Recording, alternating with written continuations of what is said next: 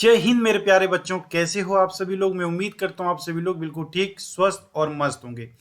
तो जो बच्चे जीडी की तैयारी करें और जीडी का जो बच्चे 10 तारीख को सबसे पहला एग्जाम दे करके आए हैं, उन एग्जाम से रिलेटेड मैं आप लोगों के लिए जो भी अब एग्जाम कल की देने वाले हैं, परसों या नरसों का देने वाले हैं, तो उन सभी बच्चों के लिए एक रामबाण लेकर के आया हूं जीएस की सीरीज जनरल साइंस की, जिसमें मैं 25 क्वेश्चन आप लोगों को कराऊंगा।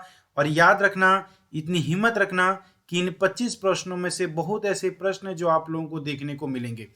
तो बिना समय गवाए, बिना देरी किए आप इस पूरी की पूरी वीडियो को जरूर देखना, ताकि हर एक क्वेश्चन को इस तरीके से समझो कि एग्जाम में आए तो आप उसको छोड़ के ना हो। ठीक है। बट यदि पहली बार इस चैनल पर आए तो सभी बच्चे मेरा हौसला बढ़ाने के लिए इस चैनल को सब्सक्राइब करेंगे और बेल आइकन के बटन को दबाएंगे। चलिए अब हम बिना समय गवाए आगे बढ़ जाते हैं अपने क्वेश्चनों की तरफ। तो सबसे पहला क्वेश्चन आपके सामने स्क्रीन पर मौजूद हो रहा है। जैसा कि हम देखने वाले हैं, हम जनरल साइंस के जीडी के एग्जाम में बार बार रिपीट किए जाने वाले प्रश्नों की आज सीरीज को लेकर के आए हैं। तो सबसे पहला क्वेश्चन आपके सामने ये दिखाई दे रहा होगा कि मानव के शरीर में सबसे लंबी हड्डी कौन सी होती है। तो दो चीज हमारे कान में आती है, एक सबसे लंबी और एक सबसे छोटी। तो मानव के शरीर में जो सबसे लंबी हड्डी है वो उसके थाई, उसके जांग में होती है, और उस हड्डी का नाम है फीमर। और यदि ये पूछा जाए ये कहाँ होता है, तो ये होता है हमारे जांग में। लेकिन यदि ये सबसे बड़ी हड्डी है, तो सबसे छोटी हड्डी कहाँ है? तो सबसे छोटी हड्डी होती है स्टेपीज, जो होती है हमारे कान में। कहाँ होती है? जो हमारे कान में होती है, जिसका नाम है स्टेपीज। तो दो बातें याद रखना कि first femur longest bone and smallest bone is the stapes, जो हमारे ईयर, हमारे कान में होती है। चलिए भाई, नेक्स्ट क्वेश्चन है कि पत्तियों में मौजूद हरा रंग किसके कारण होता है। अब एक बात तो आपको पता है कि कोई भी चीज यदि हमें दिखाई दे रही है किसी रंग की, तो उसके होने का कारण होता है सूर्य से आने वाला श्वेत प्रकाश। अब जब इस सूर्य से आने वाला श्वेत प्रकाश चीजों के ऊपर गिरता है, तो ये उस चीज को, उस रंग को रिफ्लेक्ट कर देता है हमारी आंखों में, इसलिए वस्तु उस रंग का हमें दिखाई देता है। बट जनरली कोई भी ऑब्जेक्ट किसी कलर की क्यों है, तो उसकी पिगमेंट के कारण से है। तो यदि कोई पौधा हमें हरे रंग का दिखाई दे रहा है, तो हरे रंग का पौधा क्यों दिखाई दे रहा है? क्योंकि हरे रंग के पौधों में एक पिगमेंट पाया जाता है जिसका नाम है क्लोरोफिल, तो क्लोरोफिल की उपस्थिति के कारण पौधे हरे रंग को रिफ्लेक्ट करते हैं, परावर्तित करते हैं, इसलिए वे हमें हरे रंग के दिखाई देते हैं। चलिए बच्चे, नेक्स्ट क्वेश्चन की तरफ बढ़ते हैं। अगला क्वेश्चन आपके सामने ये है, यहाँ दांडी मार्च आपको नजर आ रहा है। जनरल सा सिंपल सा प्रश्न पूछा गया है, नमक का रासायनिक नाम क्या है। अब आपको पता है कि नमक का रासायनिक सूत्र होता है NaCl। इसे हम बोलते हैं क्या? Sodium chloride. इसे बोला जाता है सोडियम क्लोराइड। इसे हम सोडियम क्लोराइड के नाम से जानते हैं। तो यहां आपको एक दांडी मार्च दिखाई दे होगा कि समुद्रों से नमक को बनाया जाता है। तो सोडियम कार्बोनेट ये रॉन्ग है, सोडियम हाइड्रोजन कार्बोनेट ये रॉन्ग है, सोडियम क्लोराइड, हाइड्रोजन क्लोराइड ये भी रॉन्ग है। Sodium chloride option D will be the right answer. अगले प्रश्न की तरफ बढ़ जाते हैं बच्चे, नेक्स्ट क्वेश्चन की तरफ बढ़ जाते हैं। ये लो, अगला क्वेश्चन आपके सामने स्क्रीन पर मौजूद है, ध्यान से देखें इस प्रश्न को।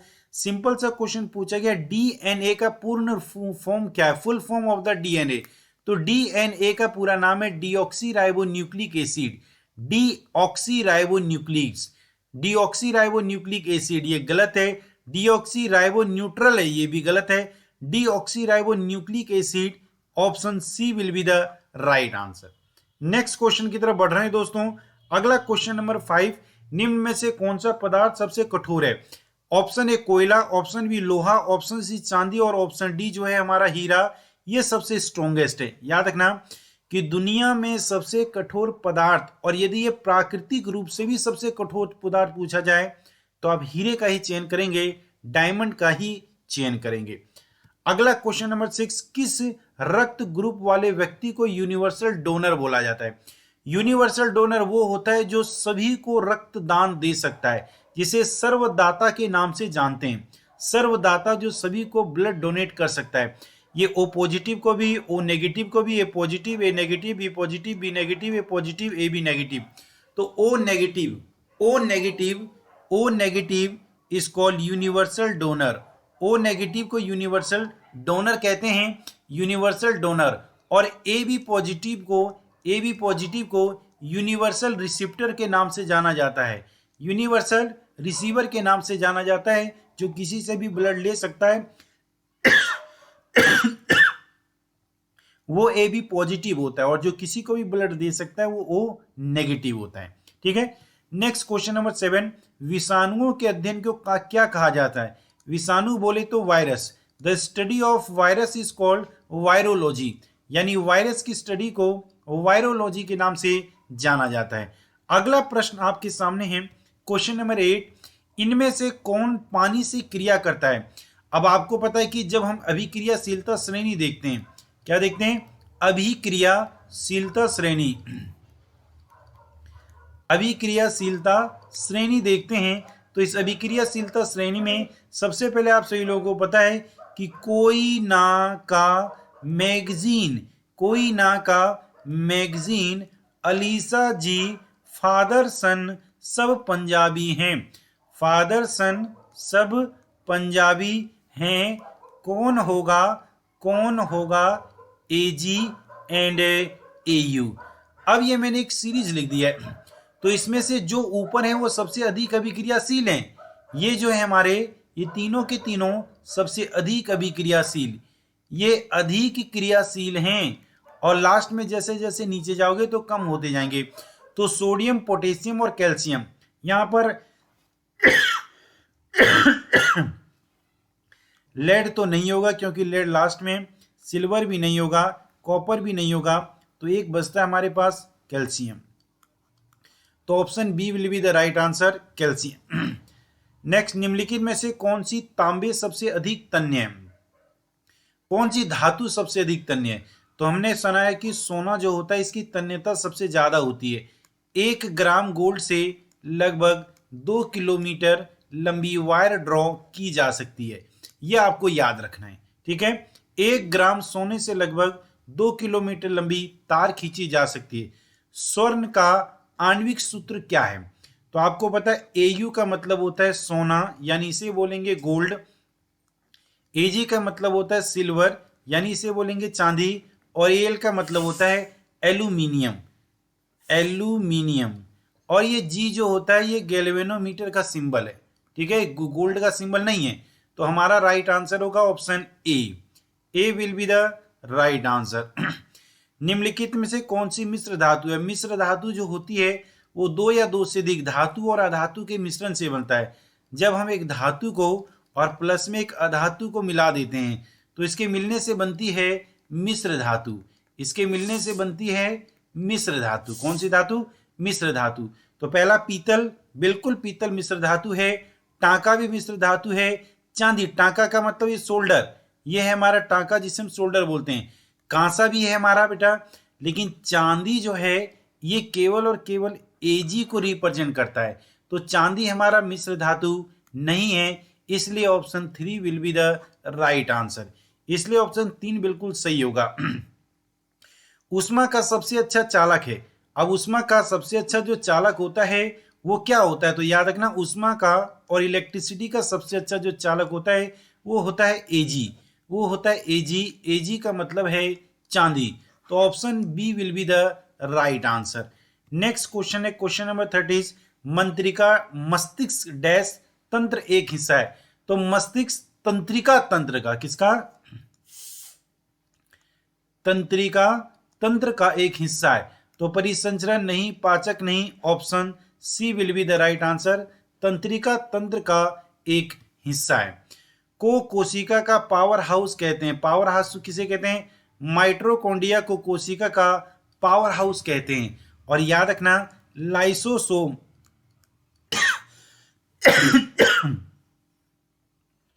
लाइसोसोम को बोला जाता है आत्मघाती थैली। इसे सुसाइडल बैग के नाम से भी जाना जाता है। नेक्स्ट क्वेश्चन है 15, निम्नलिखित में से कौन सा नीला लिटमस पेपर को लाल कर देता है? मतलब नीला लिटमस पेपर को ये लाल में बदल देगा। तो एक टर्म्स मैंने आप लोगों को बताया होगा, अनिल। क्या बताया होगा? अनिल। अनिल, अ का मतलब हुआ अम्ल। अम्ल जो होता है वो नीले को, ब्लू को रेड में कन्वर्ट कर देगा। तो अम्ल तो ये भी है, अम्ल तो ये भी है, अम्ल तो ये नहीं है, और ये भी हमारे निम्नलिखित में से कौन सा नीला लिटमस को, तो रियल में नीले लिटमस को ये तीनों के तीनों लाल कर देंगे। दूध भी, सिरका भी, बेकिंग सोडा नहीं कर पाएगा। तो इसमें से क्वेश्चन ऐसा होना चाहिए इसका, इसमें से कौन सा ना लाल नीले, नीला लिटमस लाल नहीं होगा, नीला लिटमस लाल नहीं होगा। तो आपको पता है कि तीनों के तीनों ये एसिड हैं, तो ये एसिड नीले को लाल में बदल देंगे, लेकिन जो बेस होता है वो नीले को लाल में नहीं बदल सकता, इसलिए ऑप्शन 3 इसका जो होगा वो राइट आंसर होगा। Option 3 will be the right answer. निम्नलिखित में से कौन सी जोड़ी सही नहीं है, ये बिल्कुल सही है, HNO3 नाइट्रिक एसिड। अगला H2SO4 ये भी बिल्कुल सही है। अगला NH4OH ये भी बिल्कुल सही है। और इसके पास है, हमारे पास ये होना चाहिए MgOH होल ट्वाइस, लेकिन ऐसा नहीं है, तो ये गलत है। Option 4 will be the right answer. Next question की तरफ बढ़ जाते हैं। हाइपरमेट्रोपिया के बारे में निम्नलिखित में से कौन सा कथन गलत है, गलत बारे में बताना है। प्रवाही व्यक्ति आसपास की वस्तुओं को ठीक नहीं देख सकता, बिल्कुल सही। उसे दूरदृष्टि दोष भी कहते हैं, ये भी सही। यह इसलिए भी उत्पन्न हो सकती क्योंकि आंखों के लेंस की फोकल लंबाई बहुत लंबी हो जाती, ये भी सही। नेत्र गोलक वृद्धि की गोलक, नहीं ये गलत है। ये जो होता है वो निकट दृष्टि दोष में होता है, किसमें, निकट दृष्टि दोष में, लेकिन इसके लिए कह रहा है, तो ये बात बिल्कुल गलत है। तो option 4 will be the right answer. Next question, गुरुत्वाकर्षण बल के बारे में निम्नलिखित में से कौन सा कथन सही नहीं है। अब गुरुत्वाकर्षण बल जो होता है वो हमारा किस पर डिपेंड करता है, F is equal to capital G capital M small m upon में R का स्क्वायर। यह वस्तुओं के बीच की दूरी के वर्ग के विहित क्रमानुपाती होता है, बिल्कुल सही। ये देख लो, F is inversely proportional to R का स्क्वायर। यह एक दूसरे के प्रति ब्रह्मांड में प्रत्येक वस्तु के आकर्षण के जिम्मेदार है, बिल्कुल सही। न्यूटन के गुरुत्वाकर्षण का बल अपने शोध में केपलर के सिद्धांतों पर भरोसा किया था, बिल्कुल सही। यह वस्तुओं के द्रव्यमान के उत्पाद के विहित क्रमानुपाती होते हैं, गलत है। ये फोर्स के डायरेक्टली प्रोपोर्शनल होता है, ना कि इनवर्सली प्रोपोर्शनल होता है। तो ये स्टेटमेंट रॉन्ग है, तो option 4 will be the right answer. Next question की तरफ बढ़ जाते हैं। अगला, पत्ते का वह भाग जो इसे तने से जोड़ता है। तो आपको ये पत्ता दिखाई दे रहा है, पत्ते का ये भाग जो इसको तने से जोड़ता है, इसको बोलते हैं स्टेम, या इसको बोला जाता है तना। इसको बोलेंगे स्टेम, या इसको बोला जाएगा तना। या इसे हम यहाँ पर जरा सा डंटल के नाम से हम इसको जानते हैं, किसके नाम से, डंटल के नाम से। जो ये ना दिखाई दे रहा है, ये हमारे स्टुबला, इसी को हम डंटल बोल देते हैं। नेक्स्ट क्वेश्चन है 20, आम टीवी रिमोट कंट्रोल द्वारा निम्नलिखित में से किस तरंग का प्रयोग करता है। तो टेलीविजन से जो तरंगें कंट्रोल की जाती है किसी रिमोट के द्वारा, वो IR से, IR का मतलब इंफ्रारेड, और इंफ्रारेड ऑप्शन ए में दिया हुआ है।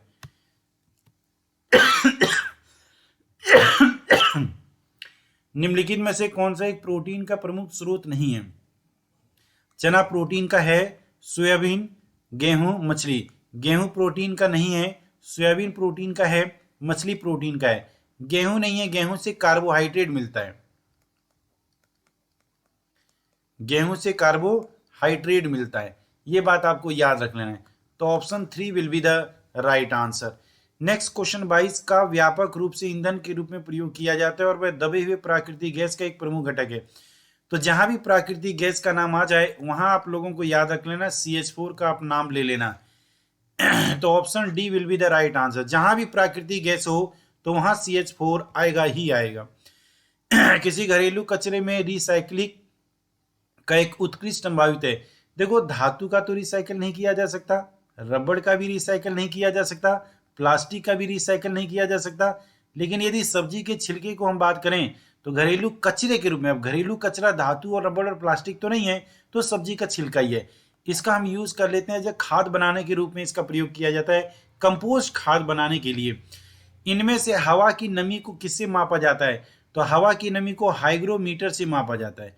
किसे, हाइग्रोमीटर से। एयर की ह्यूमिडिटी को, आर्द्रता को, वायु की आर्द्रता को इससे मापते हैं, ठीक है। तो नेक्स्ट है, हाइड्रोमीटर क्या होता है, ये वाटर की डेंसिटी, ये पानी का घनत्व मापता है। और थर्मोमीटर से तापमान मापते हैं। ठीक है, और माइक्रोमीटर किसी भी डिस्टेंस दूरी को मापने की एक इकाई है। तो option B will be the right answer. Next और ये लास्ट का क्वेश्चन है दोस्तों कि प्रकाश वर्ष किसका मात्रक है। तो प्रकाश वर्ष ये दूरी का मात्रक है। हमें पता है कि ये हमारे पास सूर्य है, ये क्या है, सूर्य। अब सूर्य क्या होता है कि एक वर्ष में निर्वात में जितनी दूरी तय कर लेता है, एक वर्ष में निर्वात में चली गई दूरी जो कहलाती है वो प्रकाश वर्ष कहलाती है। वो क्या कहलाती है, प्रकाश वर्ष कहलाती है। और एक प्रकाश वर्ष में एक प्रकाश वर्ष में लगभग 9.46 इंटू 10⁻15 मीटर इतना डिस्टेंस, इतनी दूरी वो तय कर लेती है। तो ये डिस्टेंस का है। ठीक है, तो option A will be the right answer. तो अब ये आप लोगों के सामने ये सेशन कंप्लीट हो चुका है और मैं सभी बच्चों से आग्रह करता हूं कि एक बार इस चैनल को सब्सक्राइब करेंगे, बेल आइकन के बटन को दबाएंगे और सभी प्रश्नों को एक एक करके रीड करेंगे। और किसी भी प्रश्न से कोई रिलेटेड इश्यूज है तो आप लोग उसको कमेंट करके जरूर बताएंगे। कमेंट करना कंपलसरी है। ठीक है, तो मिलते हैं सभी बच्चों से जल्दी एक दूसरी वीडियो के साथ। तो सभी बच्चों को जय Hind, bye bye, take care, अपना ध्यान भी रखना है।